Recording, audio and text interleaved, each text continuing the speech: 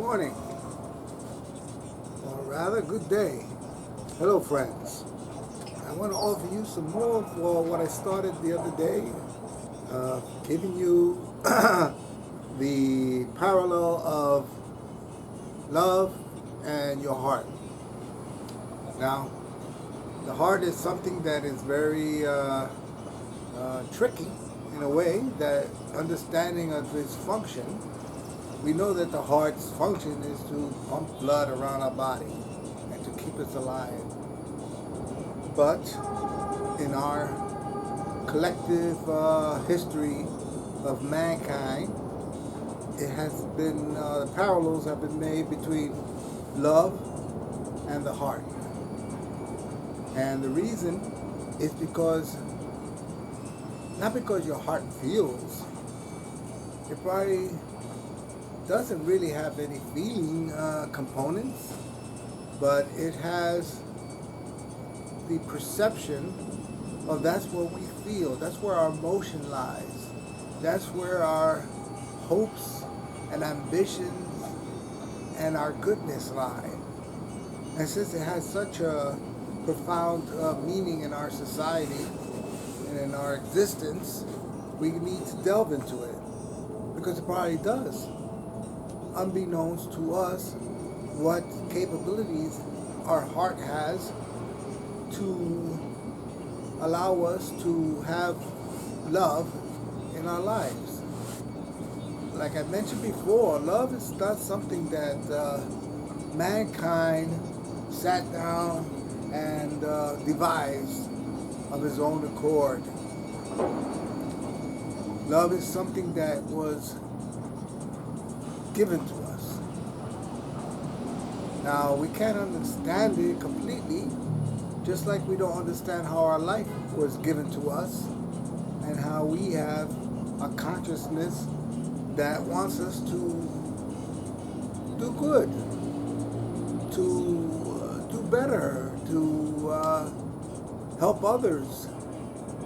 How do we understand that? We could spend a lifetime trying to figure that out and miss the big picture of that we do have it and we can utilize it to make our lives better. So let's do that. Love is a very happy emotion. It makes us feel kind of like if we were high. It is a high. It's a human high. The feeling of love in our hearts is a human high, probably far exceeding that of any kind of chemical high that we could possibly achieve. Because any kind of chemical high that we endeavor to take to make us feel better so we don't feel what we should feel is a what do you call a counterfeit to our feeling good about ourselves. We take a crack pipe and we smoke some crack, and it gives us an intense feeling of euphoria. Same thing with cocaine. You take a sniff of it, you take a pile of coke and you sniff it in your nose, and it gives you a temporary feeling of euphoria. And heroin as well, you take it in the needles form normally, and you inject it into your bloodstream, and it causes some kind of euphoric feeling that you always have to chase after. You may need more and more. Amphetamines, the same way. Fentanyl, all these things. They're an artificial or a counterfeit means for your happiness. And it's a lie. It's a temporary fix for something that love has the capability of doing in your life. When you are loving, when you're doing things that make you feel vital, useful, makes you feel proud of yourself that you are doing right things by your fellow human being.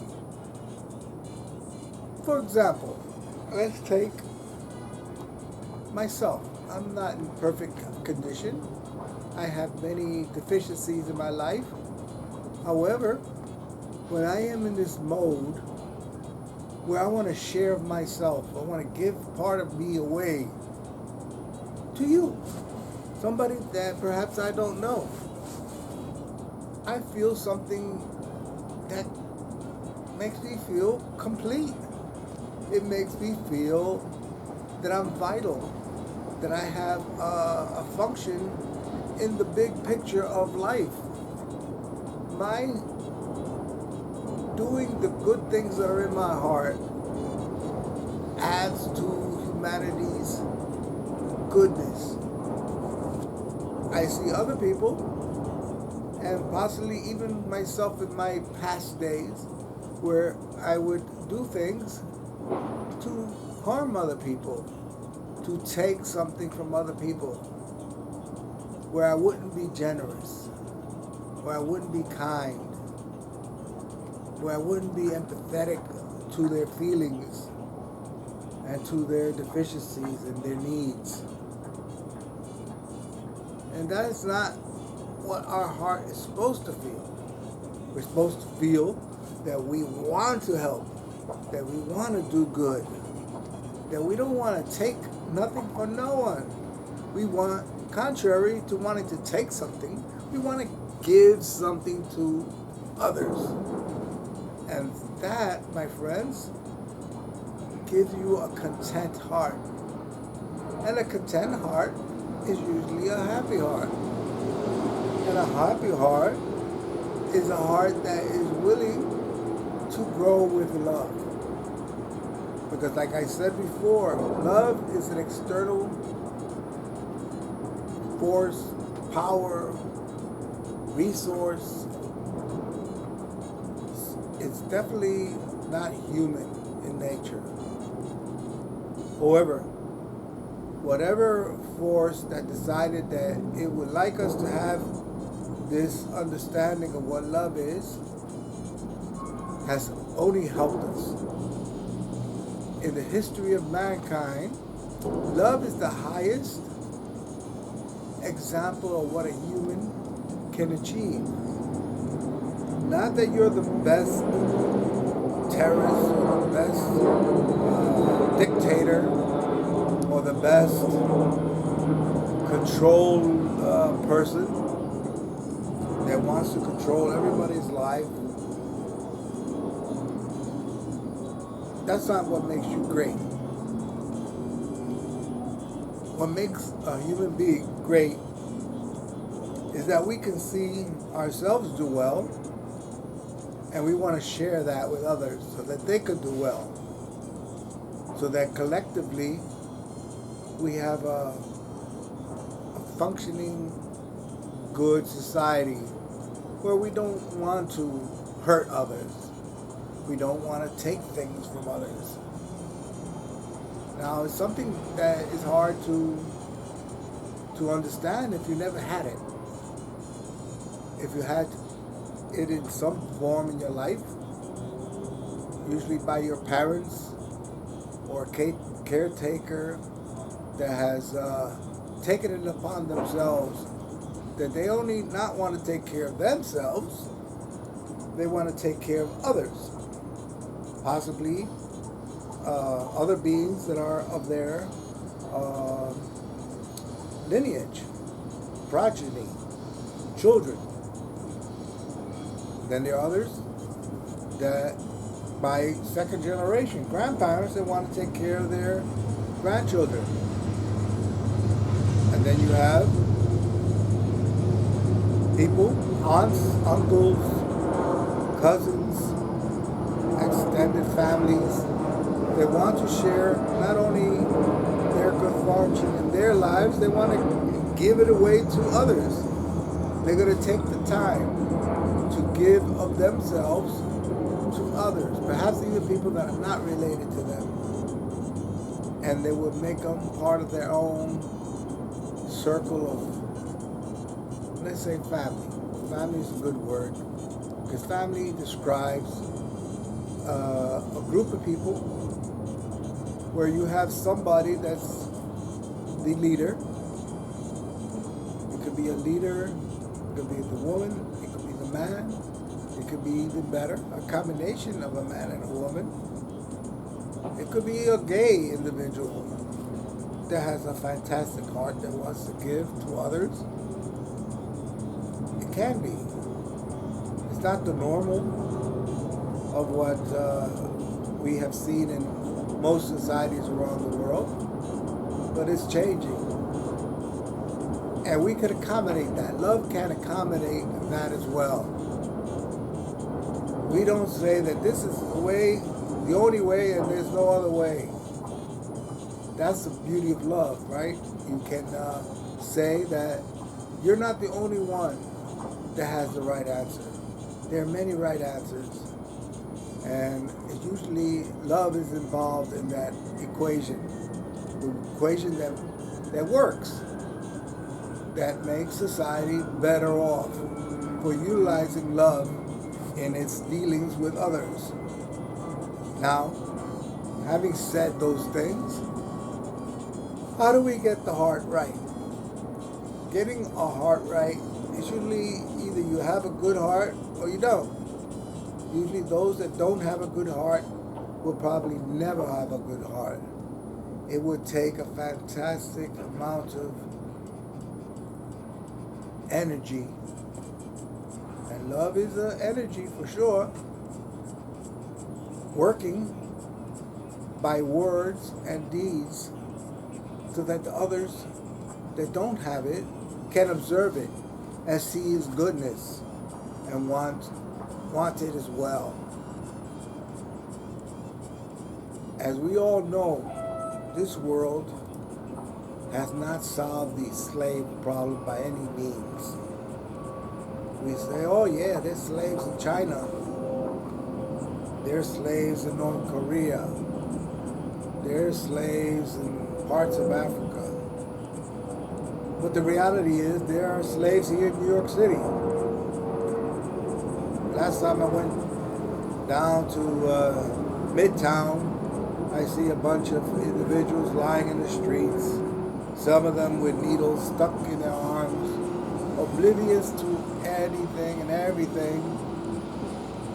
And they're there mostly because they put themselves there. What you call a self-enslaved slave, which is the worst kind of slave, because usually a slave will die kicking and fighting not to be a slave.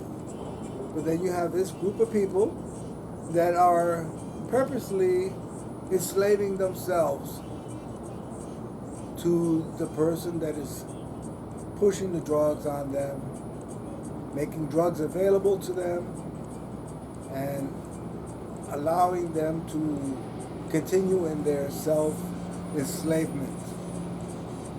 That is a real thing. We walk past it and we kind of like go, well, that's it. I'm glad it's not me. But there are many of you that can't just say, I'm glad it's not me. They want to do something about it. They want to utilize their love to a higher degree than other people. And that is the whole thing of what I am doing these videos for, is that we need to get to kind of say a higher high, or a higher love. A higher love. That is a love that you have developed by your education and your practices to be more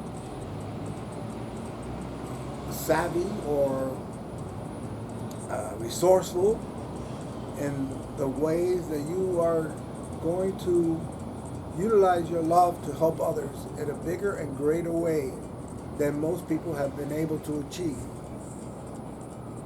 One of the main ways we could do that is by learning what it is we're dealing with. Love is something that is very objective. People believe that love is the equivalency of sex, of sexual gratification. And it's far from that. Some people believe that there are many different types of love, right? That religion has love, and this religion has a love that's a little different in its application and its practices, that is different. And that doesn't help us grow love. What we have to understand is that we need to understand the same things in the same way. For example, imagine, and I mentioned it the last time,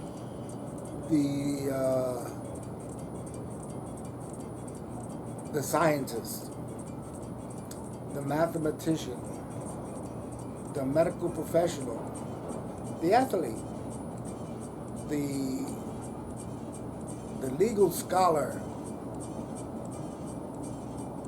They grow in their knowledge and application of what they have learned. And usually by the same standards that people around the world utilize to get more proficient in what they do. One thing that's for sure, mathematics, the basics of mathematics is addition and subtraction, multiplication and division.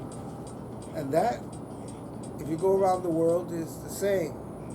They use the same numbers, they use the same concepts on how to figure unknowns, and it progresses further to more advanced mathematics, algebra, geometry, calculus, where you can figure out very complex problems. And you can't get to calculus unless you know basic math. And the same thing with love. You need to know basic love before you could ever think to achieve advanced love, where you can really affect your fellow man's condition, where you want to free somebody that has enslaved themselves. What kind of power does it take to do that? In a physically enslaved person, right? Like what happened in the 1700s and possibly before, and in different points of history. Not only the Africans, the Jews, people from Rome, people from all parts of Italy, Turkey, all around the world. There's been people enslaved, and it's usually by force. Right? There's a war. The country loses the war. The victor takes all the women, and the men they usually kill, the ones that they can't enslave, and they enslave the children and the women. And this has been going on since pretty much the beginning of time, of human existence. Now, how do we deal with it now? You have a woman that was forced to sell her body for money, where she can't decide for herself the dominion over her body. Someone else is enforcing her to give them the dominion over her, or even him, because they're male prostitutes, male victims of the sex trade that are held against their will. It may take a physical, in those situations, it might take physical force to rip those people away from those people that feel that they own them, to free those people. Now there's a more, the issue with the drugs and slavery is a more, I wouldn't say delicate, but it's more of a nuanced method of enslaving somebody.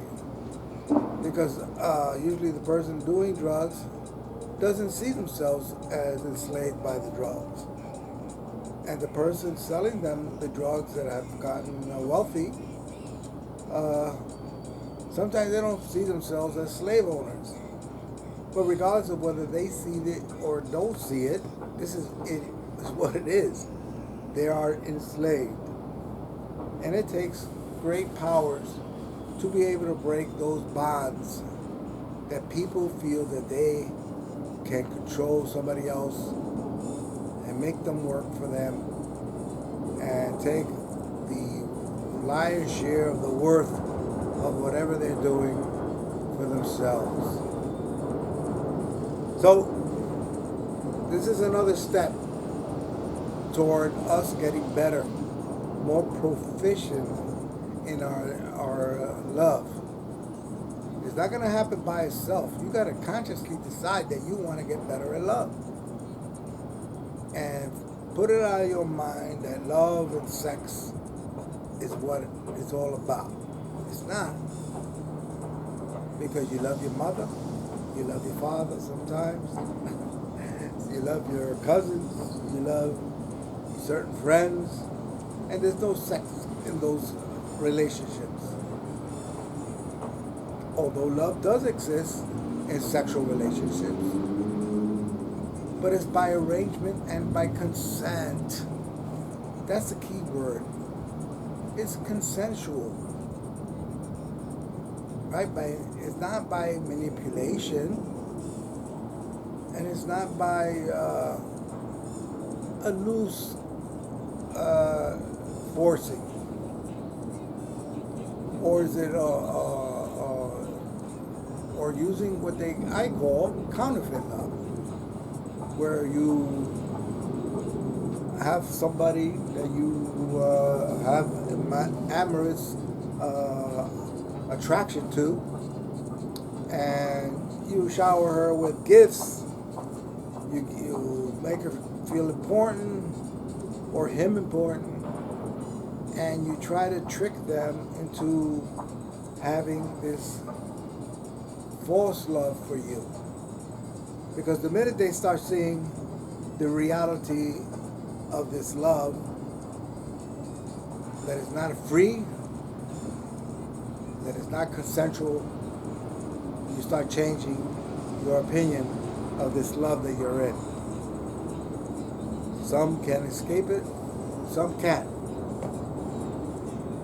So we have to learn all these things, and we have to be very observant with our eyes, our feeling, our heart, to understand what we're going through and have more control over what's going on with your love and your heart. So I will stop it here, and in my next video I'm definitely going to go into some of the specifics of what love is, so that you can understand where I'm coming from. Hopefully you will see it in a similar fashion, so that you can gain the results that you should have, that you have a right to have. Because everyone that has love in their heart has the right to apply that love in the manner that they see fit. They want to help free slaves? Go do it. You want to just do things that make other people happy, like singing, dancing, acting, telling jokes, whatever it is that you want to do, and you give of yourself to others for their happiness, do it. You have the right to do it.